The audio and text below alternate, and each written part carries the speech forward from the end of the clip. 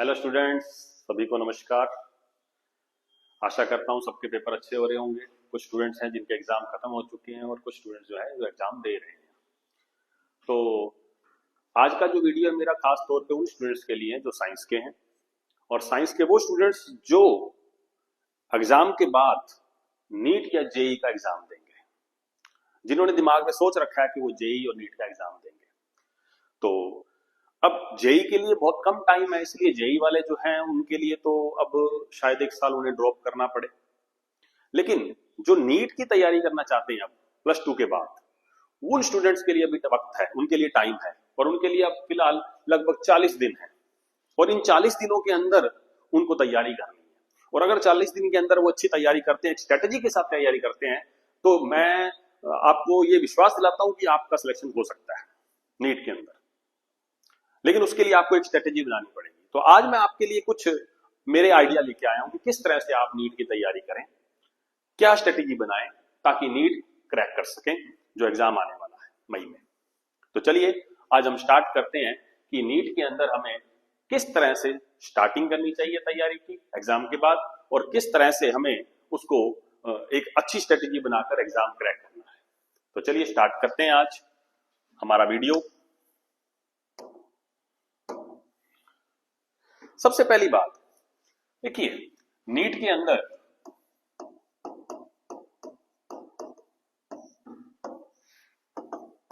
Class 11th और class 12th दोनों का सिलेबस आता है। क्लास 11th में जो आपने पढ़ा है, उनके जो टॉपिक आपसे पढ़े मेनली अगर मैं बात करूं तो सबसे इंपॉर्टेंट है यहां काइनेमेटिक्स। काइनेमेटिक्स में से अच्छे क्वेश्चन आते हैं नीट में। और अगर काइनेमेटिक्स की बात करूं मैकेनिक्स की, यानी लॉज ऑफ मोशन, तो लॉज ऑफ मोशन में से भी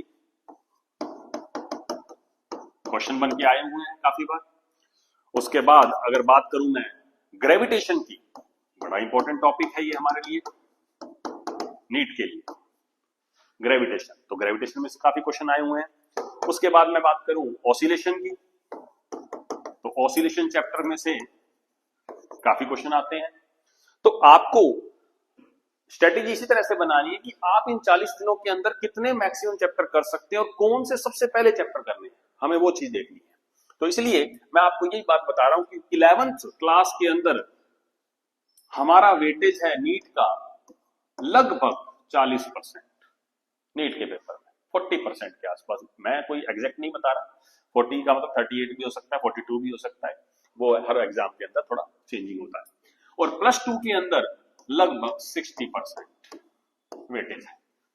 इसलिए जो स्टूडेंट प्लस टू का एग्जाम दे के आए हैं अभी, उनके लिए खास बात बता दूं कि वो प्लस टू को अच्छी तरह से स्ट्रॉन्ग करें पहले, क्योंकि हमने पढ़ा हुआ है। और 40 दिन में हम मैक्सिमम अगर हम थोड़ी सी मेहनत करें तो प्लस टू का जो सिलेबस है हम मात्र 10 से 15 दिनों के अंदर बहुत बढ़िया तरीके से कर सकते हैं, सिर्फ 10 से 15 दिनों के अंदर, और 60% वेटेज है इसका। इसलिए प्लस टू का जो सिलेबस है वो हमें सबसे पहले करना है, जिसके अंदर सबसे पहले हमें करना है इलेक्ट्रोस्टैटिक, और 2 नंबर पर हमें करना है करंट इलेक्ट्रिसिटी। इसमें से हमेशा सबसे ज्यादा क्वेश्चन आते हैं करंट इलेक्ट्रिसिटी में। तो ये 2 टॉपिक हमें सबसे पहले करने हैं। उसके बाद हम करेंगे रे ऑप्टिक्स पे फोकस, वेव ऑप्टिक्स पे फोकस, मॉडर्न फिजिक्स पे,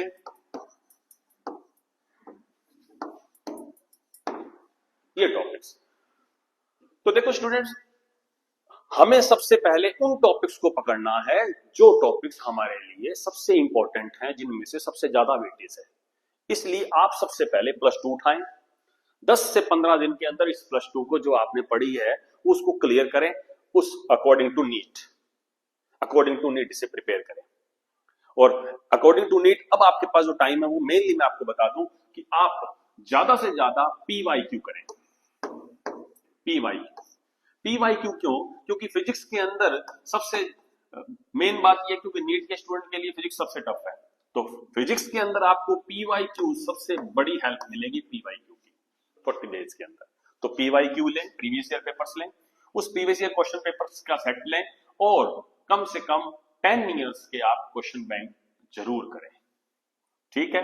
और 11th में आप मेजर पोर्शन जो है वो आप इन चैप्टर्स को पहले करें, उसके बाद कुछ और चैप्टर्स हैं जिनका वेटेज अच्छा है वो भी आपने करने हैं। तो अब मैं आपको यही बताना चाह रहा हूं कि नीट के जो स्टूडेंट्स हैं वो इन +2 को 60% को कवर करें, इसमें से कुछ ना छोड़ें। ये मैंने सिर्फ आपको वो वेटेज वाले चैप्टर लिखे हैं, लेकिन आपको +2 का एक भी चैप्टर नहीं छोड़ना, आपको कंप्लीट चैप्टर्स करने हैं, क्योंकि +2 आपने जस्ट पढ़ी है और ये आपको बहुत बढ़िया तरीके से आपको याद भी है। तो इसको आप 10 से 15 दिन में पूरी फिजिक्स को, यानी पूरी +2 की फिजिक्स को निचोड़ लें अच्छी तरह से। उसके बाद 11th की फिजिक्स पर फोकस करें। 11th की फिजिक्स में आप सारा नहीं कर पाएंगे, इतना टाइम हमारे पास नहीं है, इसलिए चुनिंदा चैप्टर्स करें जिनकी मार्किंग ज्यादा है, पीवाईक्यू में जिनमें ज्यादा क्वेश्चन आए हुए हैं, जैसे मैंने कुछ बताया, कुछ और भी बताऊंगा आपको, तो वो ज्यादा से ज्यादा करें आप। ठीक है, तो अब ये चीज आप स्ट्रेटेजी बना के चलें।